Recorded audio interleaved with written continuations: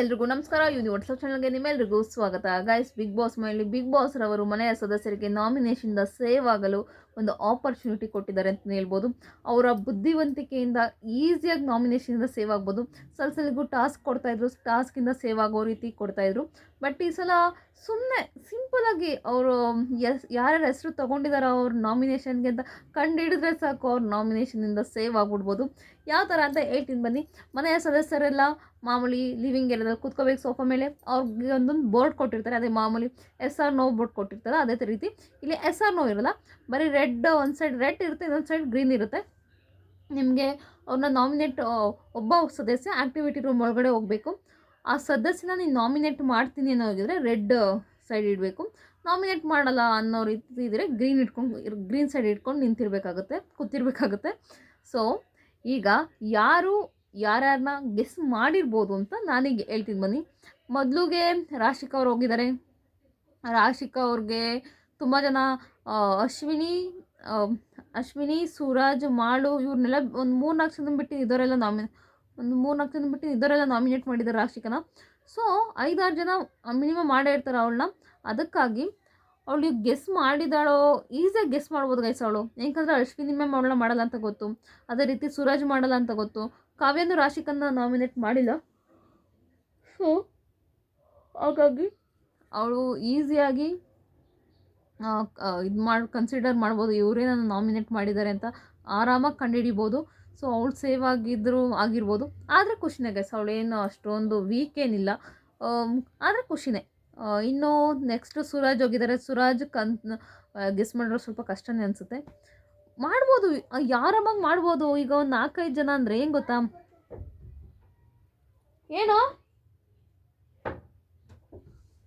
ಹೆಂಗೆ ಗೊತ್ತಾ, ಈಸಿಯಾಗಿ ಕಂಡುಹಿಡ್ಬಿಡ್ಬೋದು. ಅವ್ರಿಗೆಲ್ಲ ಗೊತ್ತಿರುತ್ತೆ ನಾರ್ಮಲಾಗಿ ಯಾರ್ಯಾರು ನಾಮಿನೇಟ್ ಮಾಡ್ತಾರೆ ಅಂತ. ಅವ್ರ ಹೆಸರಿಟ್ಕೊಂಡು ಕಂಡುಹಿಡಿದ್ಬಿಡ್ಬೋದು. ಅಕಸ್ಮಾತ್ ಅವ್ರು ಅಂದ್ಕೊಂಡಿದ್ದಕ್ಕಿಂತ ಜಾಸ್ತಿ ಯಾರು ಮಾಡಿದರೆ 100% ಇವ್ರು ಯಾರೋ ಮಾಡಿದ್ರು ಅಂತ ಕಂಡುಹಿಡಿಬೋದು. ನೋಡುವ, ನನ್ನ ಪ್ರಕಾರ ಗಿಲ್ಲಿನ ಒಬ್ಬರೋ ಇಬ್ಬರು ಮಾಡಿದ್ದಾರೆ ಅಷ್ಟೇ ಗೈಸ್. ಅವನು ಆರಾಮಾಗಿ ಕಂಡುಹಿಡಿದು ಸೇವ್ ಆಗಿರ್ತಾನೆ ಅಂತ ನನಗನ್ನಿಸ್ತಿದೆ. ಯಾಕಂದರೆ ರಾಶಿಕಾ ಮಾಡಿದ್ದಾಳೆ, ಅಶ್ವಿನಿ ಮ್ಯಾಮ್ ಮಾಡಿದ್ರೆ ಡೌಟ್ ಅನಿಸುತ್ತೆ, ಮಾಡಿಲ್ಲ ಅಂದ್ಕೊಳ್ತೀನಿ. ಮಾಡಿದ್ರು ಹೇಳೋಕ್ಕಾಗಲ್ಲ. 1-2-3 ಜನ ಮಾಡಿದ್ದಾರೆ ಅಷ್ಟೇ. ಗಿಲ್ಲಿನ ಆರಾಮಾಗಿ ಕಂಡುಹಿಡಿತಾನೆ ಅಂತ ನನಗನ್ಸುತ್ತೆ. ಅವ್ನು ಇನ್ಯಾರು ಸ್ಪಂದನ ಮಾಡಿರಲ್ಲ, ಧನುಷ್ ಮಾಡಿರಲ್ಲ, ರಕ್ಷಿತಾ ಮಾಡಿರಲ್ಲ, ಕಾವ್ಯ ಮಾಡಿರಲ್ಲ, ಸ್ಪಂದು ಮಾಡಿರಲ್ಲ. ಇವ್ರು ಯಾರು ಗಿಲ್ಲಿ ನಾಮಿನೇಟ್ ಮಾಡಲ್ಲ. ಮಾಡಿದರೆ ರಘು ಅಕಸ್ಮಾತ್ ಮಾಡಿದರೆ, ರಾಶಿಕಾ, ಅಶ್ವಿನಿ, ಸೂರಜು ಮಾಡಿಲ್ಲ. ಒಂದು 3 ಜನ ಮಾಡಿರ್ತಾರೆ, ಆರಾಮಾಗಿ ಕಂಡುಹಿಡಿಬೋದು ಗಿಲ್ಲಿ. ಅಕಸ್ಮಾತ್ ಅವ್ನು ತುಂಬ ಯೋಚನೆ ಮಾಡಿ ಫುಲ್ ಸ್ಮೈಲ್ ಇದು ಮಾಡಿಕೊಂಡು ಆ್ಯಟಿಟ್ಯೂಡಲ್ಲಿದ್ದ ಮೋಸ್ಟ್ಲಿ ಕಂಡುಹಿಡ್ದಿರ್ಬೋದು, ಹೇಳೋಕ್ಕಾಗಲ್ಲ. ತುಂಬ ಬುದ್ಧಿವಂತ ಕೂಡ, ಇವರೇ ಮಾಡಿರ್ತಾರೆ ಅಂತ ಕಂಡುಹಿಡ್ದಿರ್ತಾನೆ. ಹೇಳೋಕ್ಕಾಗೋದು ಇಲ್ಲ. ಒಂದೊಂದು ಸಲ ಅವರು ಈ ಕಾವ್ಯ ಇದಕ್ಕಿದ್ದಂಗೆ ನಾಮಿನೇಟ್ ಮಾಡಿಬಿಟ್ಟಿರ್ತಾಳೆ, ಹೇಳೋಕ್ಕಾಗಲ್ಲ. ಆ ಥರ ಅವ್ನು ಅನ್ಎಕ್ಸ್ಪೆಕ್ಟೆಡ್ ಅನ್ನೋ ರೀತಿ ಆಗೋಗ್ಬಿಡುತ್ತೆ. ನೋಡುವ ಯಾರ್ಯಾರು 100% ಇವರಿಬ್ಬರು ಮಾತ್ರ ಯಾವುದೋ ನಾಮಿನೇಟಿಂದ ಸೇವ್ ಆಗ್ಬಿಡ್ದು. ಯಾರು ಸ್ಪಂದನ ಮತ್ತು ಮಾಳು, ಇವರಿಬ್ಬರು 100%. ಮಾಳು ಅಕಸ್ಮಾತ್ ಸೇವ್ ಆಗೋದ್ರು, ಸ್ಪಂದನ ಯಾವುದೇ ಕಾರಣಕ್ಕೂ ಸೇವ್ ಆಗಬಾರ್ದು. ಸ್ಪಂದನ ಈ ವಾರ ಹೋಗಲೇಬೇಕು ಗೈಸ್. ಏನಂದರೆ ಏನೂ ಇಲ್ಲ ಅಲ್ಲ, ಇಷ್ಟು ದಿನ ಹಂಗೋ ಹೆಂಗೋ ಕಾಳು ಹಾಕೊಂಡು ಬಂದುಬಿಟ್ಲಲ್ಲ, ಅದೇಳಿ ಅದು ಹೆಂಗೆ ಸಾಧ್ಯ ಗುರು. ಸ್ವಲ್ಪ ಇವಳಿಗಿಂತ ಆ್ಯಕ್ಟಿವ್ ಆಗಿದ್ದವರೆಲ್ಲ ಹೊರಟೋದ್ರು. 100% ಸ್ಪಂದನ ಹೋಗ್ಕೊಳ್ಳಿ ಈ ವಾರ. ಅಕಸ್ಮಾತ್ ನಾಮಿನೇಟಿಂದ ಸೇವ್ ಆಗಲಿಲ್ಲ ಅಂದರೆ, ಸೇವ್ ಆದ್ಲು ಅಂದರೆ ಯಾರೋ ಒಬ್ಬ ಸ್ಟ್ರಾಂಗ್ ಕಾಂಟೆಸ್ಟೆಂಟ್ 100% ಹೋಗೋದು ಗ್ಯಾರಂಟಿ ಈ ವಾರ. ಅದಂತೂ ಪಕ್ಕ. ಅದೃಷ್ಟ ಇದ್ದರೆ ಆದರೂ ಆಗ್ಬಿಟ್ಲು, ಹೇಳೋಕ್ಕಾಗಲ್ಲ.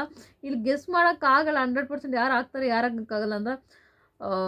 ನಿಮ್ಮ ಪ್ರಕಾರ ಅಕಸ್ಮಾತ್ ಸ್ಪಂದನ ಸೇವ್ ಆದರೆ ಈ ವಾರ ಯಾರು ಹೋಗಬೇಕು ಅಂತ ದಯವಿಟ್ಟು ಕಮೆಂಟ್ ಬಾಕ್ಸಲ್ಲಿ ಕಮೆಂಟ್ ಮಾಡಿ. ಸ್ಪಂದನೂ ಸೇವ್ ಆದ್ಲು ಅಂದ್ಕೊಳ್ಳಿ, ಮಾಡೋದು ಸೇವ್ ಆಗೋದಾ ಅಂದ್ಕೊಳ್ಳಿ, ಯಾರ್ಯಾರು ನಾಮಿನೇಟ್ ಮಾಡಿದ್ದಾರೆ ಅಂತ ಗೆಸ್ ಮಾಡಿ.